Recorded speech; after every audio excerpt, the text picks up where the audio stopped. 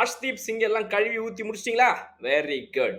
ஆனா நான் சொல்றேன், ஹர்ஷ்தீப் சிங் செஞ்சது ரொம்ப சரியான விஷயம். ஹர்ஷ்தீப் சிங்கோட அந்த லாஸ்ட் ஷாட்ட பத்தி நம்ம 2 விதமா அத பிரிச்சு பார்க்கணும். அதுல இருக்கிற நல்லதையும் பார்க்கணும், என்ன நடந்திருக்கணும் அப்படின்றத. ஆனா அத கடைசியா பார்ப்போம். பட் அதுக்கு முன்னாடி பார்த்தீங்க அப்படின்னா, இந்திய அணி தோத்தது பார்த்தீங்களா? அதுலயுமே ஒரு நல்லது இருக்குது அப்படிங்கிறது இருக்கு. என்னடா இவன் திட்டு வாங்குறதுக்குன்னு நீ கிளம்பி வந்திருக்கான் போலன்னு யோசிக்கிறீங்களா? ரைட். அதுக்கும் அப்புறமா வரும். இந்திய அணி தோத்து போனது ஹர்ஷ்தீப் சிங்னால கிடையாது.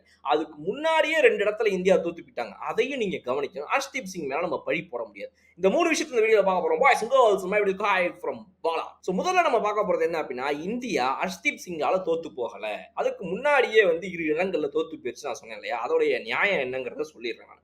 ஒண்ணு என்ன அப்படின்னா, இந்தியா வந்து ஸ்ரீலங்காவுடைய பேட்டிங் அப்போ ஃபர்ஸ்ட் இன்னிங்ஸ்ல முதல் 30 ஓவர்ல ஸ்ரீலங்காவை எங்க கொண்டு வந்து நிறுத்துனாங்க அப்படிங்கிறத நீங்க பார்க்கணும். அதாவது 27வது ஓவர் முடிவுல வாஷிங்டன் சுந்தர் அவர்கள் வந்து ஒரு maiden wicket over WM wicket maiden ஓவர போடுறாரு. யாரு? WS Washington Sundar. அந்த 27வது ஓவர் முடிவுல அவங்களுடைய ஸ்கோர் 101க்கு 5. 2 new batsman. ஒருத்தர் வந்து முட்டை ரன்ல இருக்கிறாப்ல, இன்னொருத்தர் 2 ரன்ல தான் அடிச்சிருக்காரு. புது பேட்ஸ்மேன் 2 பேர் இருக்காங்க. அப்படிப்பட்டவங்க 30 ஓவர் முடிவுல 112க்கு 5ன்னு இருந்தவங்க அடுத்த 20 ஓவர்ல 118 அடிக்கிறாங்க. ஆனா இழந்த விக்கெட் 3 தான். கடைசியில அவங்களுடைய எண்ட் ஸ்கோர் 230க்கு 8ன்னு வந்து நின்னுச்சு. சோ இந்த ரிகவரி பண்ணதுக்கு காரணம் யாரு? நம்ம பவுலர்ஸ். சோ அந்த ரிகவரிய பண்ண விடாம இருந்திருந்தோம் அப்படின்னா, மேட்ச நம்ம ஜெயிச்சிருந்திருக்கலாம். இந்த பிட்ச் ஒரு ஸ்லோ பிட்ச். போக, போக, போக நேரம் ஆக, ஆக கொஞ்சம் அப்படியே ஸ்லக்கிஷ் ஆயிட்டே போகுது. இந்த மாரி பிட்ச்ல அவங்க அவள அடிக்க விட்டதே தப்பு.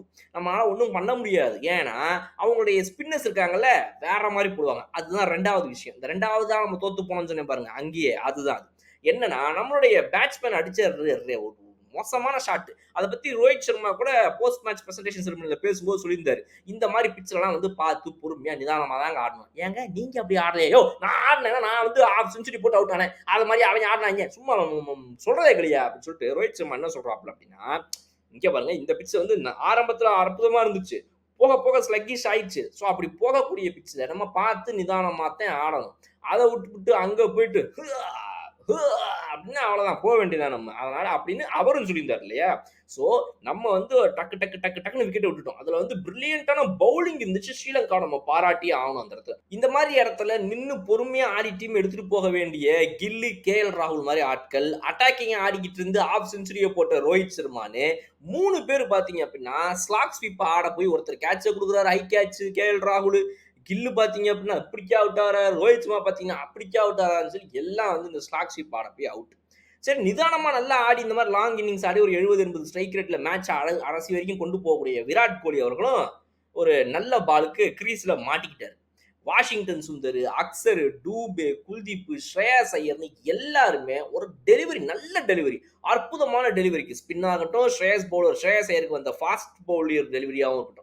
அதெல்லாம் வந்து கெப்ட் லோ. ஸோ இந்த மாதிரி நல்ல பால்ஸ்க்கு தான் அவங்கலாம் அவுட் ஆனாங்க. ஒண்ணும் பண்ண முடியாது. இந்த மாதிரி பிட்ச்ல டெலிவரீஸ் நல்லா போடக்கூடிய பவுலர்ஸ் இருக்கும்போது. ஸோ இதெல்லாம் வந்து நம்மளுடைய பேட்டிங்ல நம்ம வந்து கொஞ்சம் தடுமாறியதுனாலயும், அவங்களுடைய பவுலிங் நல்லா இருந்ததுனாலயும் நம்ம தோத்தோமே தவிர, ஹர்ஷ்தீப் சிங்னால நம்ம தோத்து போனோமா அப்படின்னா, அது ஒரு 5% நம்ம பேட்ஸ்மேனே முடிச்சிருந்திருக்க வேண்டிய மேட்ச். இன்னொரு விஷயம் என்ன அப்படின்னா, ஹர்ஷ்தீப் சிங் மாரி ஒருத்தர் எவ்வளவு தடவை இந்த மாதிரி சிச்சுவேஷன்ல விளையாடிருக்காரு. அத நம்ம யோசிக்கணும். நம்மளுடைய இந்திய அணியுடைய ஒரு நல்ல போயிட்டு இருக்கிற ஒரு கரியர்ல இந்த மாதிரி ஒரு இடத்துலலாம் ஒரு அடி விழுறது நல்லதுங்கிறேன் நானு. விழுந்தா தான் நம்ம ஓகே. நம்ம அவ்வளோ பெரிய அப்பா டக்கர்லாம் இல்ல போல இருக்கு. நம்மளும் எங்க வேணாலும் அடி வாங்கலாம். கொஞ்சம் ஜாக்கிரதையா இருக்கணுன்ற அந்த எண்ணம் ஒரு டீமுக்கு எப்பவுமே வரும். ஸோ தோல்வி நல்லது எப்பவுமே. இந்த மாதிரி தோல்வி வந்தா தான் பெரிய இடங்கள்ல தோக்காம அங்கலாம் போய் ஜெயிச்சுட்டு இருப்போம் நம்ம. அதனால தோல்வி நல்லது. சந்தோஷப்படுங்க. யாருமே கவலைப்பட வேண்டாம். இன்னொன்னு ஹர்ஷ்தீப் சிங்க பொறுத்தவரைக்கும், அந்த இடத்துல நீங்க டொக்கே வைக்க போனாலும் அந்த ஸ்பின்னர் போடுற பால் இப்படி உள்ள வந்துச்சுன்னா அவுட்.